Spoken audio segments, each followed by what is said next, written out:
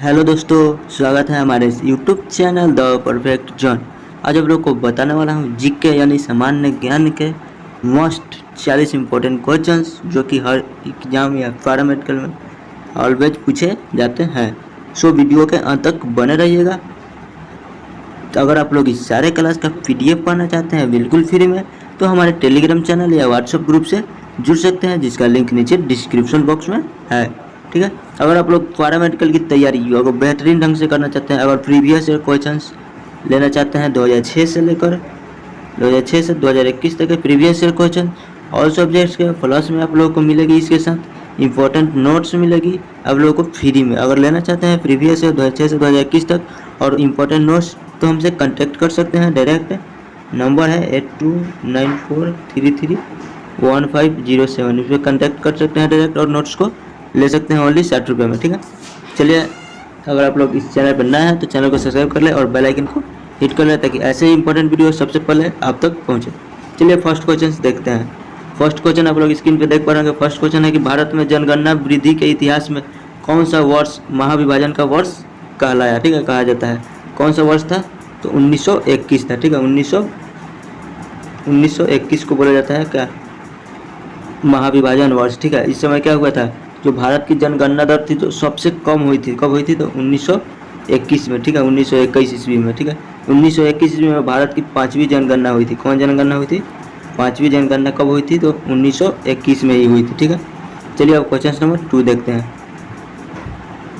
Question number 2 आप लोग screen पे देख पा रहे होंगे। क्वेश्चन नंबर 2 है मेरे पास कि निम्नलिखित में से कौन सा एक राजकोषीय नीति का उपकरण नहीं है, मतलब राजकोषीय नीति नहीं है। ठीक है, तो राजकोषीय नीति किसको बोलते हैं? तो देखिए, अर्थव्यवस्था के संदर्भ में सरकार के राजस्व संग्रह तथा व्ययों के समुचित नियम द्वारा अर्थव्यवस्था वांछित दिशा में ले जाना ही राजकोष नीति कहलाता है। ठीक है, तो राजकोष नीति में कौन नहीं है? तो ऑप्शन नंबर सी करेक्ट हो जाएगा। ठीक है, ये राजकोष नीति में नहीं है। ठीक है। चलिए क्वेश्चन नंबर 3 देखते हैं। क्वेश्चन नंबर 3 आप लोग स्क्रीन पर देख पाएंगे। क्वेश्चन नंबर 3 है मेरे पास कि जैसे जैसे अर्थव्यवस्था विकसित होती है, राष्ट्रीय आय में तृतीय क्षेत्र का अंश क्या होता है? ऑप्शन आप लोग स्क्रीन पर देख पाएंगे। पहला में है कि पहले घटता है, एवं तत्पश्चात बढ़ता है। बी में है पहले बढ़ता है तथा तत्पश्चात घटता है। सी में है बढ़ता जाता है और डी में है स्थिर रहता है। तो क्या हो जाएगा? ऑप्शन सी हो जाएगा मेरे पास, बढ़ता जाता है। ठीक है, तृतीय क्षेत्र में जब वृद्धि होता है तो। ठीक है। चलिए क्वेश्चन नंबर 4 देखते हैं। क्वेश्चन नंबर 4 आप लोग स्क्रीन पे देख पा रहे होंगे कि आर्थिक नियोजन विषय है। आर्थिक नियोजन क्या है? तो आर्थिक नियोजन क्या है? तो आर्थिक नियोजन एक समवर्ती सूची है। ठीक है, ऑप्शन नंबर सी करेक्ट हो जाएगा। क्या है? समवर्ती सूची है। ठीक है, आर्थिक नियोजन क्या है? समवर्ती सूची है। समवर्ती सूची किसको बोलते हैं?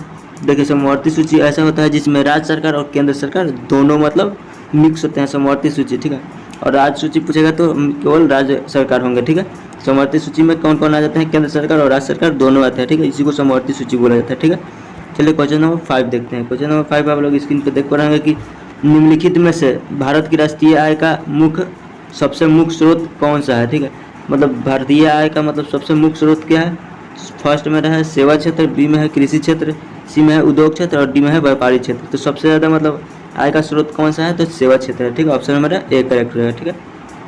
चलिए क्वेश्चन नंबर 6 देखते हैं। क्वेश्चन नंबर 6 आप लोग स्क्रीन पे देख पा रहे कि निम्न में से कौन सा नेता नरमपंथी था, मतलब नरम दल के था, नरमपंथी थे। कौन?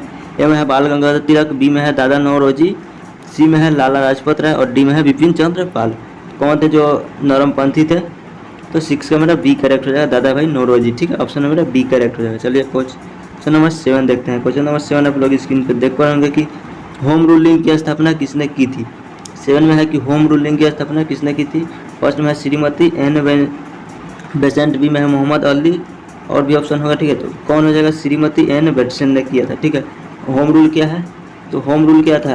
तो होम रूल कब लागू हुआ था? तो 28 अप्रैल 1916 को। ठीक है, होम रूल लगा था। कब लगा था? 28 अप्रैल 1916 को होम रूल लगाया गया था। ठीक है, जिसमें बाल गंगाधर तिलक तथा एनी बेसेंट भी थे। ठीक है, दोनों यह एक आंदोलन था जिसमें ना ब्रिटिश राज्य के अधीन रहने एवं संवैधानिक तरीकों से स्वशासन को प्राप्त करना था। मतलब होम रूल ऐसा रूल था जिसमें मतलब ब्रिटिश सरकार जो बोलता था वही करना था। तो उसके विरुद्ध में चले थे कौन कौन? तो एनी बेसेंट और दादा भाई एनी बेस्टमेंट और कौन थे, बाल गंगाधर तिलक थे, जो ये दोनों विरुद्ध में थे। कौन हो जाएगा, तो Shrimati Anandiben, option number A correct हो जाएगा। ठीक है, चलिए क्वेश्चन नंबर 8 देखते हैं। क्वेश्चन नंबर 8 आप लोग स्क्रीन पे देख पा रहे होंगे। क्वेश्चन नंबर 8 हमारे पास कि इंडियन नेशनल यूनियन की स्थापना कब हुई थी। ठीक है, तो कब हुई थी, 8 का मेरा बी करेक्ट होगा। ठीक है, कब हुआ था, तो 1884 इसमें हुआ था। ठीक है, ऑप्शन नंबर बी करेक्ट होगा। ठीक है, क्वेश्चन नंबर 9 देखते हैं। क्वेश्चन नंबर 9 आप लोग स्क्रीन पर देख पाएंगे। क्वेश्चन नंबर 9 है हमारे पास कि पूर्ण स्वराज की घोषणा के बाद प्रथम स्वतंत्रता दिवस कब मनाया गया था। ठीक है, जब पूर्ण स्वराज की घोषणा हो गई थी उसके बाद कब मनाया गया था स्वतंत्रता दिवस, तो 26 जनवरी 1930 को मनाया गया था। कब मनाया गया था, 26 जनवरी 1930 को मनाया गया था। ठीक है, ऑप्शन नंबर सी करेक्ट हो जाएगा। ठीक है, जब पूर्ण स्वराज हो गई थी उसके बाद कब मनाया गया था, 26 जनवरी 1930, ऑप्शन नंबर सी करेक्ट हो जाएगा 9 का। ठीक है, चलिए क्वेश्चन नंबर 10 देखते हैं। क्वेश्चन नंबर 10 आप लोग स्क्रीन पे देख पा रहे होंगे। क्वेश्चन नंबर 10 है हमारे पास कि भारत के प्रथम अंतरिम सरकार की स्थापना कब की गई थी। जो भारत के थे अंतरिम सरकार कब लागू किया गया था, तो अंतरिम सरकार क्या बोला जाता है, मतलब अंतरिम सरकार किसको बोलते हैं, जब कोई वर्तमान में सरकार होता है उसको मतलब किसी कारणवश आपातकालीन मौत हो जाता है तो उसके स्थान पे दूसरा सरकार जो बनता है उसको अंतरिम सरकार बोला जाता है। ठीक है, तो कब हुआ था प्रथम बार, मतलब अंतरिम सरकार कब बनी थी, तो 10 का मेरा क्या हो जाएगा, बी करेक्ट हो जाएगा। ठीक है, कब बनी थी, तो 2 सितंबर 1946 को बनी थी। ठीक है, ऑप्शन मेरा बी करेक्ट हो जाएगा 10 का। ठीक है, चलिए 11 नंबर क्वेश्चन आप लोग स्क्रीन पे देख पाएंगे कि भारत में मंत्रिपरिषद के अधिकतर सदस्य लिए जाते हैं, कहाँ से लिए जाते हैं, ऑप्शन ए है मेरे पास कि लोकसभा से, बी है राज्यसभा, सी है नौकरशाही और डी है अंतर राज्यीय परिषद समिति से। कहाँ से लिया जाता है, तो लोकसभा से लिया जाता है। ठीक है, ऑप्शन नंबर ए करेक्ट हो जाएगा। ठीक है, चलिए क्वेश्चन नंबर 12 देखते हैं। क्वेश्चन नंबर 12 आप लोग स्क्रीन पर देख पा रहे होंगे कि मंत्रिपरिषद के सदस्यों के समूहित उत्तरदायित्व का अर्थ है कि वे क्या है, उत्तरदायित्व क्या है, भारत के प्रधानमंत्री और राष्ट्रपति के प्रति भी उत्तरदायी होते हैं। बी में है कि लोकसभा एवं राज्यसभा के प्रति उत्तरदायी होते हैं। सी में है अपने अपने विभागों के संचालन के लिए एक दूसरे को विभागों के लिए उत्तरदायी होते हैं। और डी में इनमें से कोई नहीं, तो क्या होता है, 12 का मेरा सी हो जाएगा, अपने अपने विभागों के संचालन के लिए एक दूसरे विभागों के लिए उत्तरदायी होते हैं। ठीक है, ऑप्शन मेरा सी करेक्ट हो जाएगा। ठीक है, 12 का। चलिए क्वेश्चन नंबर 13 देखते हैं। क्वेश्चन नंबर 13 आप लोग स्क्रीन पर देख पाएंगे कि संविधान के किस संशोधन के अंतर्गत निजी संपत्ति का अधिकार मौलिक अधिकार की सूची से निकाल दिया गया था, मतलब मौलिक अधिकार की सूची से निकाल दिया गया था। कब निकाल दिया गया था, तो ऑप्शन है हमारे पास कि 24वें 42वें या 44वें 39वें अधिकार से सूची से कितना में निकाल दिया गया था, तो 13 का मेरा सी करेक्ट हो जाएगा 44वें से। ठीक है, ऑप्शन मेरा सी करेक्ट हो जाएगा। पहले क्वेश्चन नंबर 14 देखते हैं। क्वेश्चन नंबर 14 स्क्रीन पर आप लोग देख पाएंगे, किस राज्य के साथ बिछुआ लोक नृत्य संबंधित है। बिछुआ लोक नृत्य कौन राज्य के संबंधित है, ऑप्शन है मेरा असम, बी में है मणिपुर, सी में है पश्चिम बंगाल और डी में है ओडिशा। तो बिछुआ कहाँ का है, तो असम का है। ठीक है, ऑप्शन मेरा ए करेक्ट हो जाएगा, बिछुआ कहाँ का है, असम। ठीक है, क्वेश्चन नंबर 15 स्क्रीन पे आप लोग देख पाएंगे, लज्जा उपन्यास का लेखक कौन है। ऑप्शन है हमारे पास शाहबानो, बी में है महादेवी वर्मा, सी में है तस्लीमा नसरीन, डी में है खालिदा बेगम। लज्जा के लेखक कौन है, तो लज्जा के लेखक है तस्लीमा नसरीन। ठीक है, ऑप्शन मेरा सी करेक्ट हो जाएगा 15 का। चलिए क्वेश्चन नंबर 16 देखते हैं। क्वेश्चन नंबर 16 आप लोग स्क्रीन पे देख पा रहे होंगे कि विश्व पर्यटन दिवस कब मनाया जाता है। विश्व पर्यटन दिवस कब मनाया जाता है, ऑप्शन है 25 सितंबर, बी में है 26 सितंबर, डी है सी है 27 सितंबर, डी है 24 सितंबर। विश्व पर्यटन दिवस कब मनाया जाता है, तो ऑप्शन मेरा सी करेक्ट हो जाएगा, 27 सितंबर को मनाया जाता है। ठीक है, विश्व पर्यटन दिवस, ऑप्शन सी।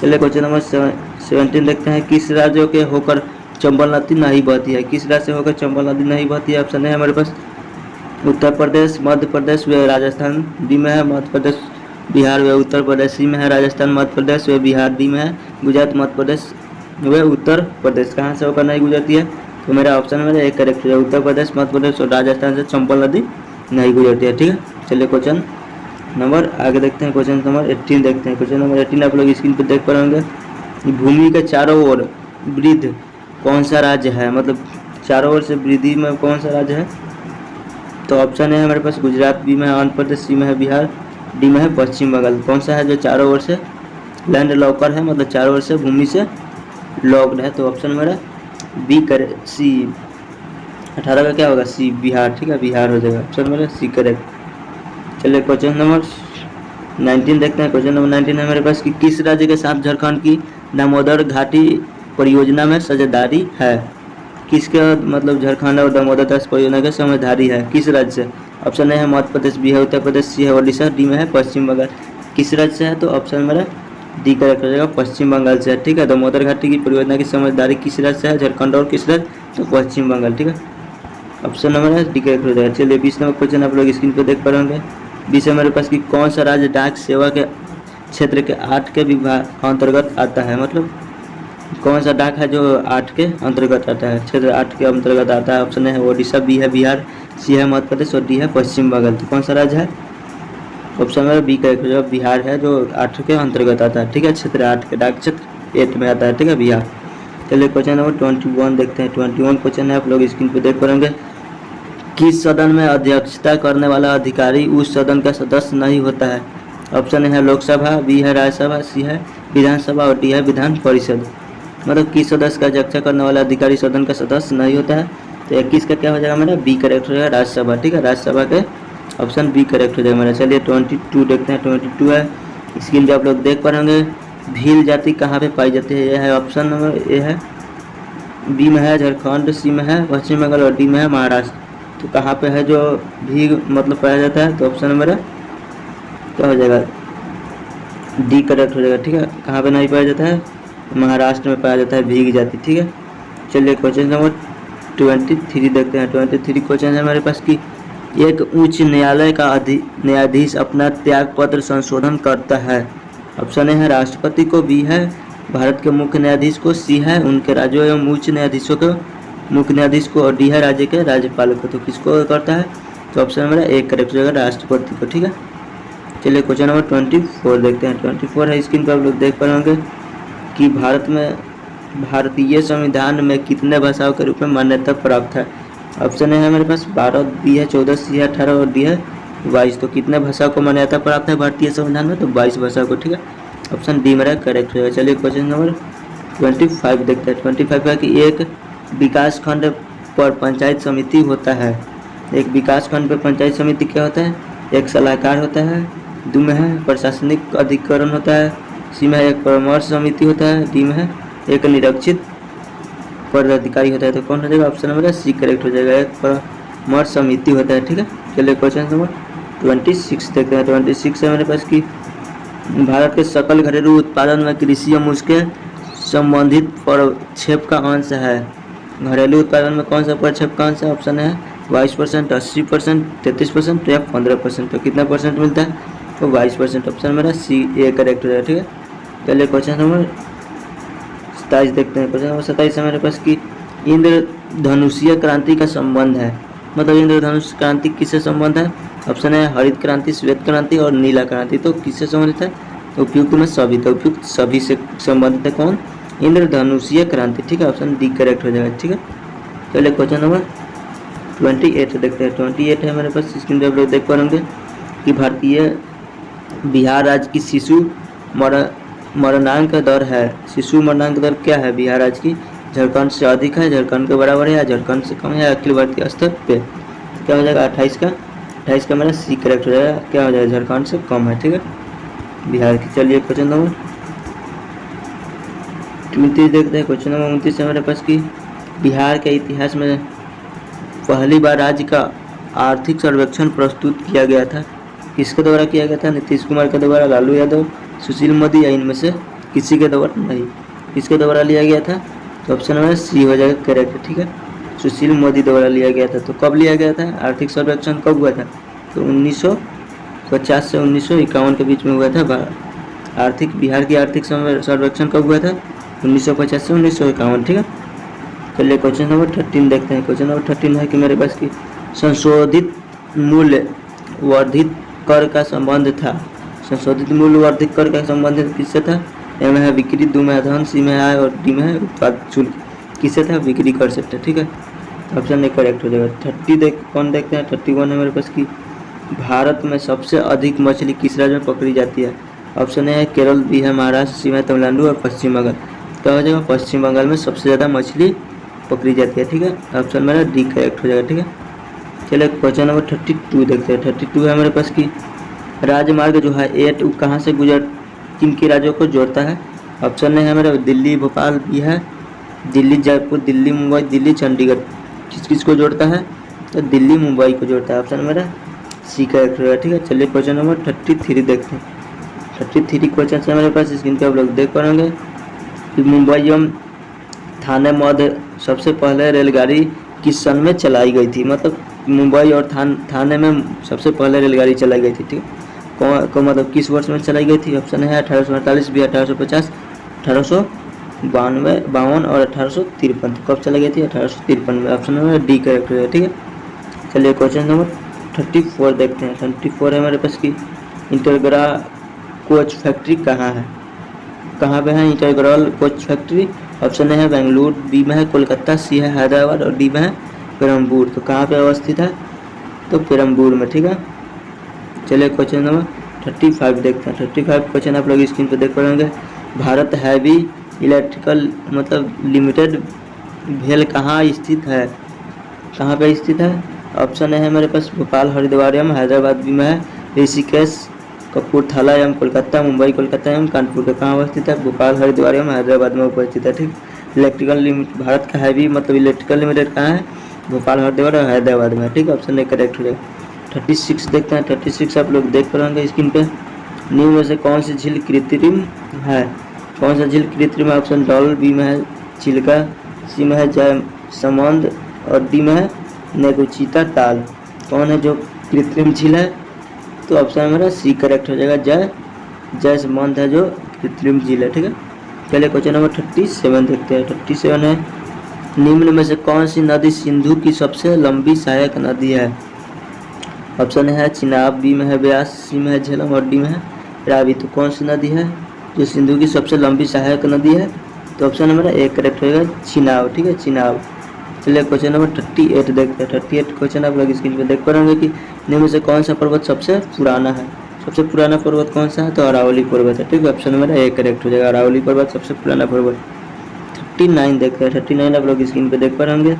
हजरत ईसा महिष की सूली पर किस दिन चढ़ाया गया था। मतलब हजरत ईसा महिष को कब चढ़ाया गया था सूली पे। ऑप्शन है ईस्टर संडे, गुड फ्राइडे, मोडी थर्सडे या बड़ा दिन। तो कब चढ़ाया गया था, तो गुड फ्राइडे को चढ़ाया गया था, ठीक है। ऑप्शन हमारा बी करेक्ट हो जाएगा, ठीक है। चलिए क्वेश्चन नंबर लास्ट देखते हैं। 14 है मेरे पास स्क्रीन में आप लोग देख पा रहे होंगे। शतरंज के खेल का आविष्कार किस देश में हुआ था। शतरंज कौन देश में स्टार्ट हुआ। फर्स्ट है चीन, बी में है जर्मन, भारत, यूके। कहाँ पे स्टार्ट हुआ था, तो भारत में ही शतरंज का आविष्कार हुआ था, ठीक है, भारत, ठीक है। चलिए आज के लिए इतना ही, मिलते हैं नेक्स्ट वीडियो में। अगर आप लोग पैरामेडिकल की नोट्स लेना चाहते हैं 2006 से 2021 तक के प्रीवियस ईयर क्वेश्चंस प्लस में इम्पोर्टेंट नोट्स मिलेंगे। ओनली 60 रुपये में दिए हुए नंबर पे कांटेक्ट कर सकते हैं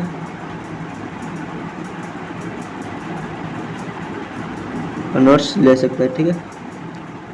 चलिए आज के लिए इतना ही, मिलते हैं नेक्स्ट वीडियो में। तब तक के लिए धन्यवाद, बाय बाय।